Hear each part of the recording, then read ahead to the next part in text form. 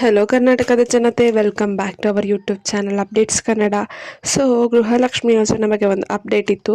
ಆ ಅಪ್ಡೇಟ್ನ ವಿಡಿಯೋದಲ್ಲಿ ತಿಳಿಸ್ಕೊಡ್ತೀನಿ. ಏನಪ್ಪ ಅಪ್ಡೇಟ್ ಅಂದರೆ, ಇಂದು ಮಧ್ಯಾಹ್ನ ಗೃಹಲಕ್ಷ್ಮಿ ಯೋಜನೆ 12 ಮತ್ತು 13ನೇ ಕಂತಿನ ಹಣ 4,000 ರೂಪಾಯಿ ಜಮಾ ಆಗುತ್ತೆ ಅಂತ ತಿಳಿಸಿದ್ದಾರೆ.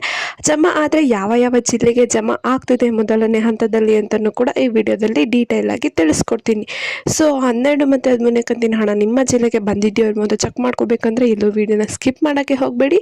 ಬನ್ನಿ ವಿಡಿಯೋನ ಸ್ಟಾರ್ಟ್ ಮಾಡೋಕ್ಕಿಂತ ಮುಂಚೆ ನೀವೇನಾದರೂ ನಮ್ಮ ಚಾನಲ್ಗೆ ಸಬ್ಸ್ಕ್ರೈಬ್ ಮಾಡ್ಕೊಂಡಿಲ್ಲ ಅಂದರೆ ದಯವಿಟ್ಟು ಚಾನಲ್ಗೆ ಸಬ್ಸ್ಕ್ರೈಬ್ನ ಮಾಡಿಕೊಂಡು ವಿಡಿಯೋನ ಆದಷ್ಟು ಎಲ್ಲ ಫಲಾನುಭವಿಗಳಿಗೆ ಶೇರ್ ಮಾಡಿ. ತುಂಬ ಜನ ವಿಡಿಯೋನ ನೋಡ್ತೀರಾ, ಆದರೆ ಚಾನಲ್ಗೆ ಸಬ್ಸ್ಕ್ರೈಬ್ ಮಾಡ್ಕೊಂಡಿರಲ್ಲ. ಪ್ಲೀಸ್ ಚಾನಲ್ಗೆ ಸಬ್ಸ್ಕ್ರೈಬ್ನ ಮಾಡಿಕೊಂಡು ಸಪೋರ್ಟ್ನ ಮಾಡಿ ಅಂತ ಕೇಳ್ತಾ, ವಿಡಿಯೋಗೆ ಏನೋ ಲೈಕ್ ಕೊಟ್ಟಿಲ್ಲ ಅಂದರೆ ದಯವಿಟ್ಟು ವಿಡಿಯೋಗೆ ಲೈಕ್ ಕೊಟ್ಬಿಟ್ಟು ವಿಡಿಯೋನ ನೋಡಿ. ಸೊ ಹೌದು, ಏನು ಗೃಹಲಕ್ಷ್ಮಿ ಯೋಜನೆಯ 2 ತಿಂಗಳಿಂದ ಹಣ ಪೆಂಡಿಂಗ್ ಇದೆ. ಅಂದರೆ ಬರೋಬ್ಬರಿ 4,000 ರೂಪಾಯಿ ಇನ್ನು ಮಹಿಳೆಯರ ಕೈಗೆ ಸೇರಬೇಕಾಗಿದೆ. 11ನೇ ಕಂತಿನ ಹಣ ಬಿಡುಗಡೆ ಮಾಡಿದ್ದಾರೆ ಲಾಸ್ಟ್ ಮಂತೇನೆ, ಆದರೆ ಇನ್ನು 80,000 ಮಹಿಳೆಯರಿಗೆ ಹಣ ಬಂದು ಜಮಾ ಆಗಿಲ್ಲ. ಸೊ ಫಸ್ಟು ನೀವು 12, 13ನೇ ಕಂತಿನ ಹಣ ಪಡ್ಕೊಳೋಕ್ಕಿಂತ ಮುಂಚೆ ನೀವು 11ನೇ ಕಂತಿನ ಹಣನ ರಿಸೀವ್ ಮಾಡ್ಕೊತೀರಾ.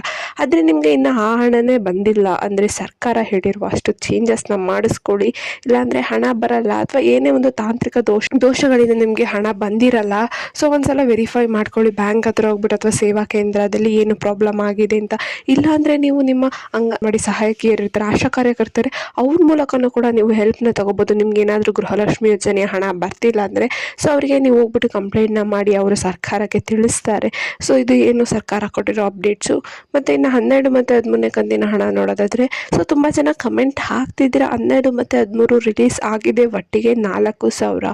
ಆದರೆ ತುಂಬ ಜನ ಹಾಕ್ತಾ ಇದ್ದೀರಾ 12 ಮತ್ತು 13 ರಿಲೀಸ್ ಆಗಿಲ್ಲ ಅಂತ. ಸೊ ತುಂಬ ರಿಸರ್ಚ್ ಮಾಡಿದ್ಮೇಲೆ ಗೊತ್ತಾಯಿತು. ಸೊ ಏನು 10,000 ಮಹಿಳೆಯರಲ್ಲಿ ಬರೀ 1,000 ಮಹಿಳೆಯರಿಗಷ್ಟೇ ಏನು 12 ಮತ್ತು 13ನೇ ಕಂತಿನ ಹಣ ರಿಲೀಸ್ ಆಗಿದೆಯಂತೆ. ಅದು ಇನ್ನೂ ಕನ್ಫರ್ಮ್ ಆಗಿಲ್ಲ. ಬಟ್ ಏನು ರಿಸೀವ್ ಮಾಡ್ಕೊಂಡಿರೋ ಒಂದು 2-3 ಜನ ಕಮೆಂಟ್ನ ಹಾಕಿದ್ದಾರೆ.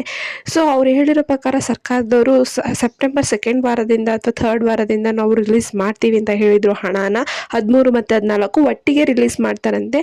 ಸೊ ನೆಕ್ಸ್ಟ್ ತಿಂಗಳು ಸೆಪ್ಟೆಂಬರ್ದ ಹಣನ ರಿಲೀಸ್ ಮಾಡ್ತೀವಿ ಅಂತ ಹೇಳಿದರು. ಸೊ ರಿಲೀಸ್ ಆದ್ರೂ ಕೂಡ ಹಂತವಾಗಿ ರಿಲೀಸ್ನ ಮಾಡ್ತಾರೆ. ಸೊ ನಿಮಗೆ ಹಳೆ ಹಣ ಬಂದಿದೆಯೋ ಅಥವಾ ಪೆಂಡಿಂಗ್ ಹಣ ಬಂದಿದೆಯೋ, ನಿಮಗೆ ಯಾವ ಹಣ ನಿಮ್ಮ ಬ್ಯಾಂಕಿಗೆ ಕ್ರೆಡಿಟ್ ಆಗಿದೆ ಅಂತ ಗೊತ್ತಿಲ್ಲ ಅಂದರೆ ಸುಲಭವಾಗಿ DBT ಮೂಲಕನೇ ನೀವು ನಿಮ್ಮ ಹಣ ಬಂದಿದೆಯೋ ಇಲ್ವೋ ಅಂತ ಚೆಕ್ ಮಾಡ್ಕೋಬೋದು.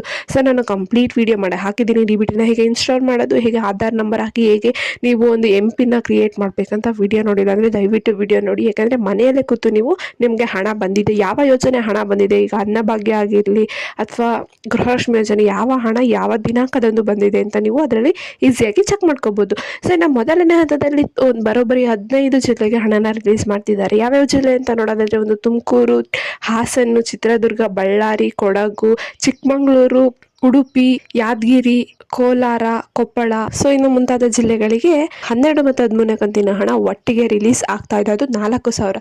ಏನು ಲಾಸ್ಟ್ ಟೈಮು ನೀವು ನೋಡಿದ್ರಲ್ಲ, ಏಪ್ರಿಲ್ ಎಲೆಕ್ಷನ್ ಇರೋ ಟೈಮಲ್ಲಿ ಒಂದೇ ವಾರದಲ್ಲಿ 2-3 ಕಂತಿನ ಹಣ ಹಾಕಿದ್ರು. ಸೊ ಅದೇ ರೀತಿ ಆಗ್ತಾರೆ. ಯಾಕೆ ಇವಾಗ ಹಣ ಹಾಕಿಲ್ಲ ಅಂದರೆ, ಏನೋ ಒಂದು SC/ST ಪೋರ್ಟಲಲ್ಲಿ ಸ್ವಲ್ಪ ಟೆಕ್ನಿಕಲ್ ಇಶ್ಯೂಸ್ ಬಂದಿತ್ತು.